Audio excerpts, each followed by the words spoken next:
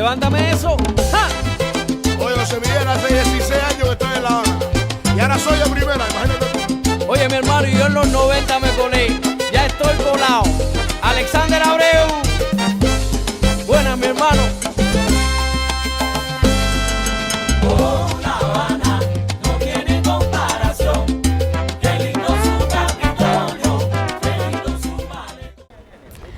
Actualmente quedan pocas construcciones de la época colonial y las causas son disímiles. Pudiera mencionar, en primer lugar, la indolencia de algunos gobiernos de la República o la llegada de la modernidad. Y, ¿por qué no?, ese clima tan hostil que golpea al Caribe. Lo cierto es que muchas de esas edificaciones han desaparecido con el paso del tiempo. Por eso hoy vamos tras el rescate de algunas de ellas. Sean bienvenidos a Gen Habanero, un programa donde no necesitamos tu prueba de ADN para mostrarte que llevas en los genes la herencia cultural de esta ciudad. Oh, La Habana tiene belleza sin par, todo aquel que la visita en ella se quiere quedar. La villa de San Cristóbal de La Habana se fundó en el siglo XVI. Su localización en una abrigada bahía la convirtió en uno de los puntos claves del Imperio Español en América. Hay que decir que en los siglos siguientes tuvo un crecimiento lento pero constante, hasta que poco a poco afianzó su dominio en la región, convirtiéndose en una ciudad comercial y manufacturera de primer orden en el continente. A fines del siglo XVIII aumentan las actividades recreativas en la ciudad, cuando el pensamiento ilustrado comienza a incidir en la ideología habanera y la cultura toma más auge. Se desarrolla el teatro habanero colonial, que alcanza su máximo esplendor en el siglo XIX, convirtiéndose, me refiero al teatro cubano de forma general, en uno de los más importantes de todo el continente americano. Para el siglo XX, muchas de esas instalaciones que acogían las representaciones teatrales fueron sustituidas por otras más modernas o simplemente se depauperaron con el paso del tiempo hasta ser totalmente destruidas. Es un cañón. Oh, La Habana tiene belleza sin par, todo aquel que la visita en ella se quiere. Y ahora sí les voy a poner un ejemplo de una construcción colonial que ya no existe. Les cuento que el Coliseo fue la primera instalación erigida en Cuba con el objetivo de acoger representaciones teatrales, una iniciativa de Felipe Fondesviela y Ondea. Quizás con ese nombre no sepa que le estoy hablando del mismísimo Marqués de la Torre. Ese primer teatro cubano estuvo ubicado a un extremo de la Alameda de Paula, en las calles Acosta, Oficios y Luz. Imaginemos una mañana de enero de 1775, cuando de repente un redoble de tambores irrumpe el sonido habitual de carretas y pregones y se anuncia la noticia de que el 20 de enero de ese año comenzaría la representación de comedias en el nuevo Coliseo. Su construcción estuvo a cargo del arquitecto Antonio Fernández Trevejos, con la intención de tener un local adecuado para las presentaciones teatrales que hasta ese momento se realizaban en casas privadas y otros recintos no aptos para ello. Aunque su estructura era muy frágil, entre goteras, arreglos y renovaciones, el Coliseo llegó a tener una muy activa vida cultural. Y voy con algunas curiosidades. Dicen que cada domingo se podía disfrutar allí de una comedia, que se presentaron no solo compañías cubanas, sino también extranjeras, y que el 12 de octubre, justamente 8 meses después de su inauguración, se pudo presenciar allí la primera ópera en la isla. ¿Qué les parece? En 1788 el edificio comenzó a deteriorarse desde el punto de vista constructivo, presentando goteras y maderas arruinadas, y por órdenes del Cabildo de la ciudad se clausura en 1794. Luego de una reparación reabre sus puertas en el año 1803, pero con un cambio de nombre. Se llamaría Teatro El Principal. Según el arquitecto y profesor de Historia de Arquitectura de la Universidad de La Habana, Joaquín Valls, este teatro fue ampliado y hermoseado a un costo de 30.000 pesetas.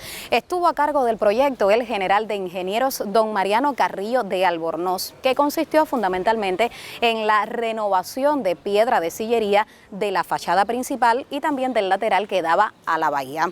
Justo cuando se esperaba su reapertura con la presentación de una compañía italiana, el devastador huracán del 10 de octubre de 1846 lo destruyó totalmente.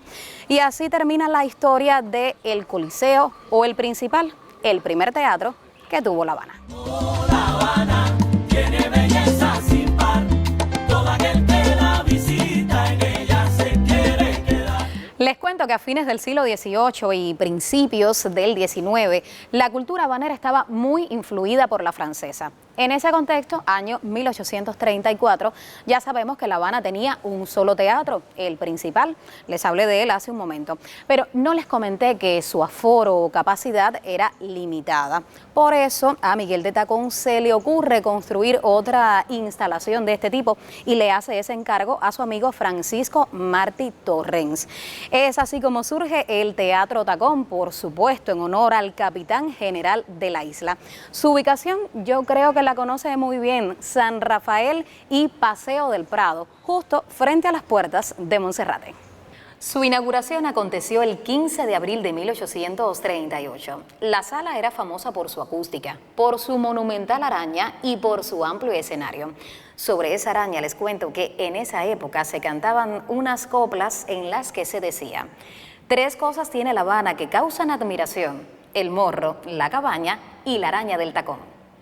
Al construirse en 1910 el Centro Gallego de La Habana, esta sociedad adquirió el edificio con el compromiso de respetar la configuración interna, pero las modificaciones que le realizaron en su estructura y otros aspectos afectaron su acústica. Otras construcciones que tomaron auge en La Habana decimonónica fueron las hoteleras, claro, por la condición portuaria de la ciudad. Es por eso que surgen hostales y fondas para recibir a esos visitantes que llegaban por el puerto de La Habana. De esa etapa puedo hablarles del Hotel Pasaje, perteneciente a la familia Sequeira, uno de los más antiguos y elegantes de La Habana de extramuros. Se terminó en 1877 y tenía una especie de galería o pasaje cubierta de hierro y cristales que comunicaba la calle Zulueta con el Paseo del Prado. Pero además, otro elemento distinguía esta edificación, y me refiero a que en ese hotel se instaló el primer elevador hidráulico, no solo de la ciudad, sino de toda Cuba. Avanzamos hasta el siglo XX, década del 80, la instalación seguía en pie, pero no funcionando como hotel, sino como casa de vecindad. Sin embargo, estaba muy deteriorado, por lo que se desmanteló y en su lugar se construyó la Sala Kid Chocolate. Oh, La Habana tiene belleza sin par, todo aquel que la visita en ella se quiere. De otras construcciones del siglo XIX puedo hablarles por la memoria histórica o investigaciones arquitectónicas que se han realizado. Ese es el caso del Hotel Trocha, ubicado en El Vedado, y que se llamó así por su dueño, Ventura Trocha, un comerciante catalán que llegó a Cuba en 1850. Sabemos que en 1880 se dedicaba a comprar terrenos, construir lujosas mansiones y luego venderlas a familias adineradas. La génesis de ese Hotel Trocha estuvo en un salón que abrió Ventura en el año 1886 en Calzada y 2 y que se convirtió en el lugar de moda para la familia habanera. Belleza sin par, todo aquel que la visita en ella se quiere quedar. Levántame eso. Quiero que sepan que con el objetivo de mejorar la visualidad de La Habana, se construyeron también en aquella época mercados y comercios con altos estándares arquitectónicos, uno de los primeros pasos del gobierno de Miguel de Tacón. Es por eso que en esta Plaza Vieja se construye en 1835 el Mercado de Cristina, nombre de la reina regente, y que vino a sustituir esas antiguas casillas de madera donde se vendían verduras y otros productos. Oh, La Habana tiene belleza sin par. El Mercado de Cristina, de estilo neoclásico, se construyó al centro de la Plaza Vieja. No sé ustedes, pero al menos a mí me da trabajo visualizarlo, desde el suelo hasta el primer nivel de las casas. Y tenía 5 puertas de acceso, arcadas y también galerías en su interior. Este mercado vino a dar respuesta a la necesidad de belleza y saneamiento que tenía la ciudad.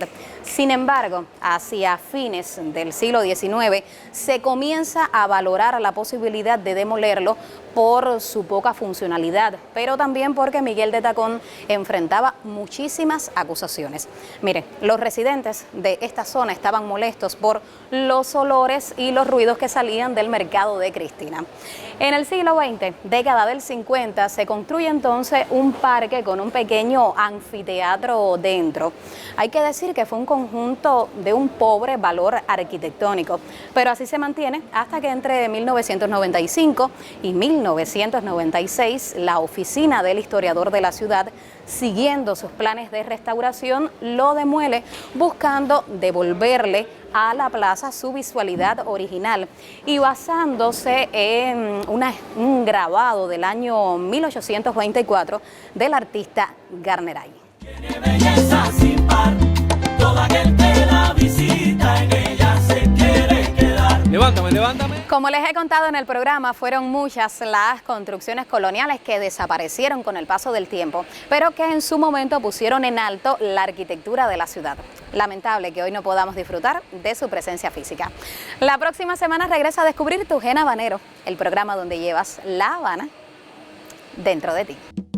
Oh, La Habana no tiene comparación. Qué lindo su Capitolio, qué lindo su malecón. Es un cañón.